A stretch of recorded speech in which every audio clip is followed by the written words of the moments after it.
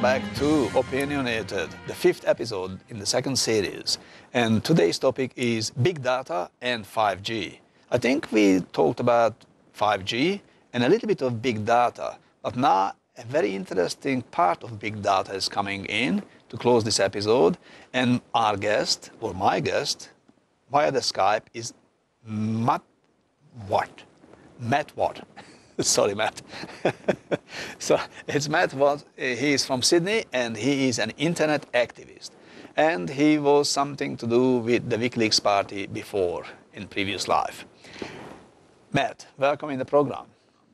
Thank you.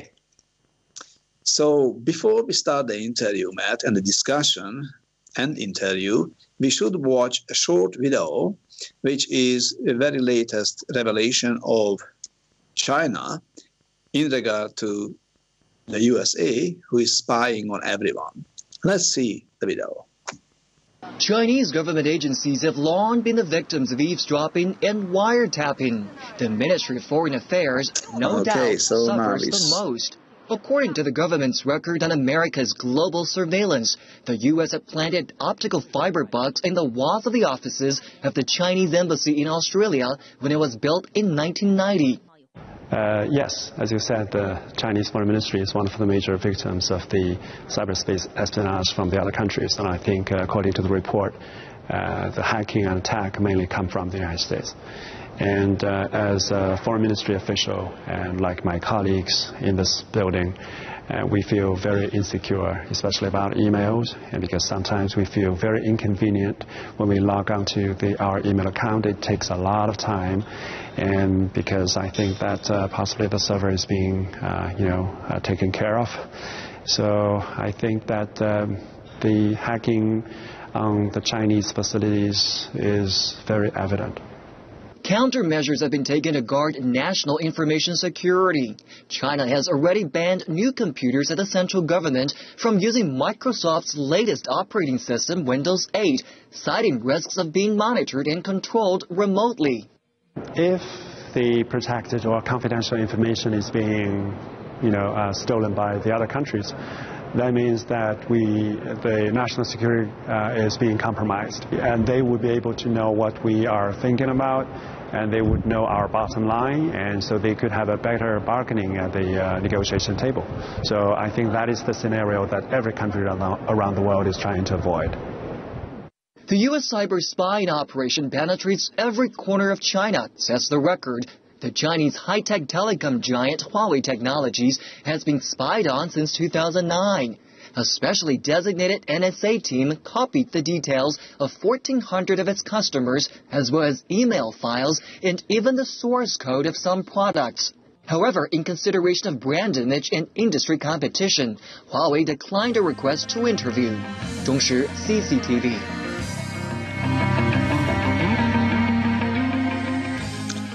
So, Matt, I'm a bit confused after this video. I don't know if I have to feel sorry for the Chinese or for the Americans.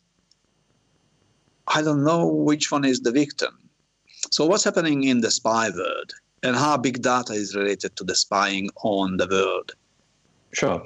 Yeah, well, over the last several years, we've seen with the release of the Snowden and the WikiLeaks files that everyone's spying. They've revealed the information of how they're doing it. We always knew it was happening, but the actual details of what's actually happening, what services they're using, what infrastructure, and also the platforms like the Facebooks and the Googles, how those spy agencies are working with them. And with someone like the US, they own a huge amount of infrastructure, and also a lot of these companies are based in the US. The same thing for China. They do have a bit of infrastructure, and they've got companies like the Huawei that can do this spying. So a lot of the major governments are doing it. There's some that have very valid reasons why they are doing it. And it's something that's well known that we all know everything is being spied on at the moment. So spying, yes, Matt, sorry. Spying is usually, traditionally, like James Bond, is dangerous and expensive, mainly because of the use of women, in the industry, but and alcohol, a bit of vodka as well. But what's now, it's all changing. So it's big data. and, as you said, the companies who are maybe contributing to this spying thing. Who is lucky? China, who has got the industry and got the companies, and they just have to tell them, if you not cooperate, we just execute you. That's a simple thing. So they most likely cooperate. Or in the USA, when they say, we couldn't legislate you to spy, but you have to cooperate with us. And if you don't want to, we may make you. Obviously, we will pay money for that, so you will do it. So which one is better? Sorry, I'm still lost in this web of spying. Sure. Well, just on the first changing of how it changed, that traditionally it was targeted, as you said, but now everything's being collected. So they've got all this information. You add the machine learning on top of it, and the spying can be very targeted in a different way, that a sense that it identifies the suspect without a human being involved.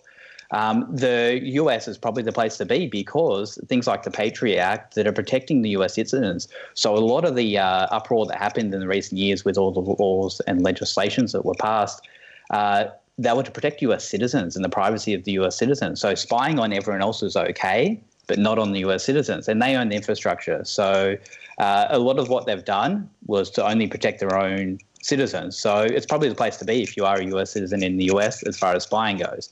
But as far as sorry, Matt, on that one, the U.S.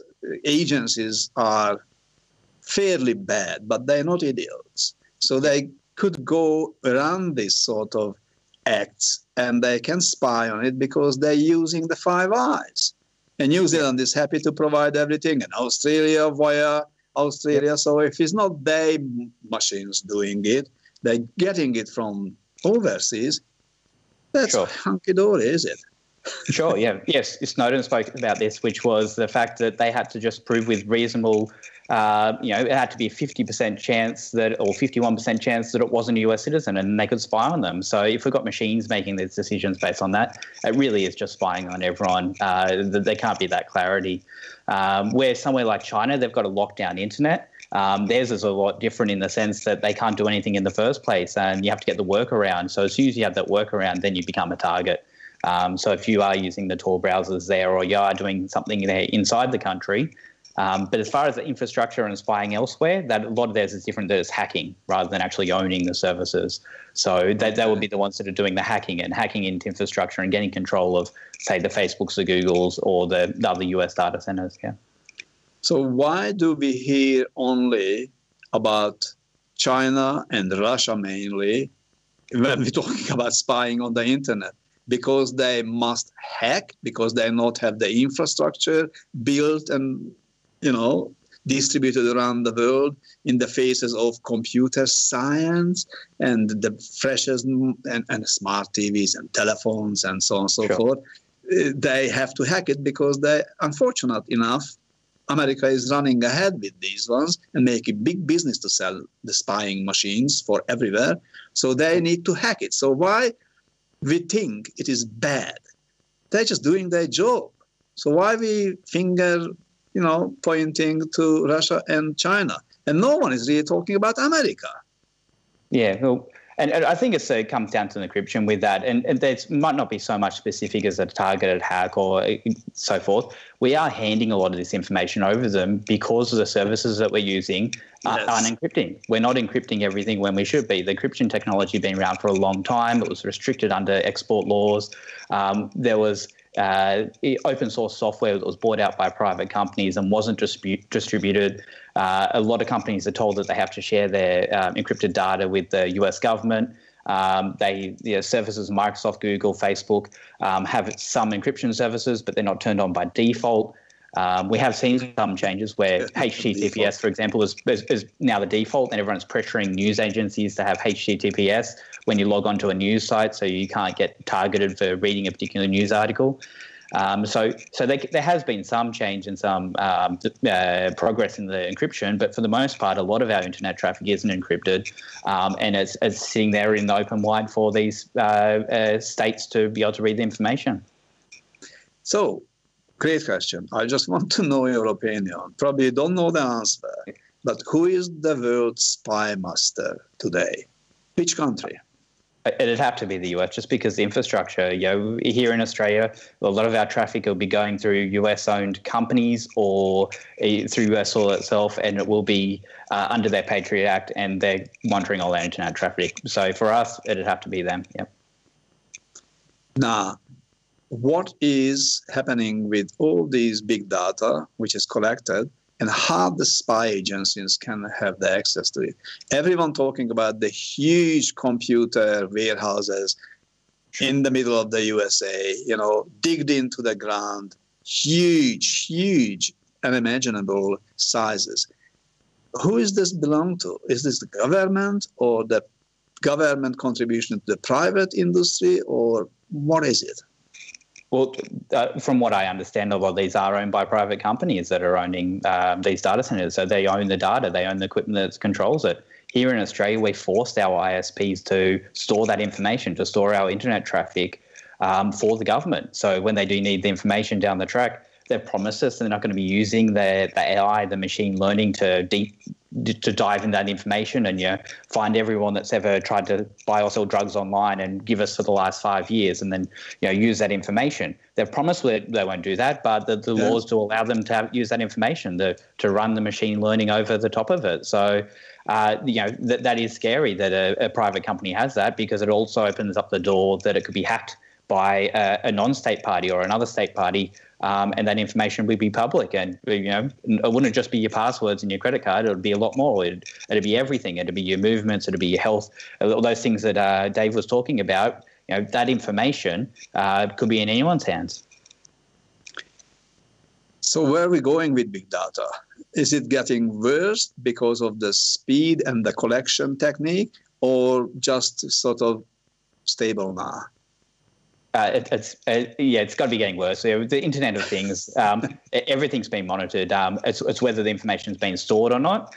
We have huge restrictions at the moment where you can't store everything. Every sensor around the globe is going to be connected to the internet. All those sensors can't actually be storing the information.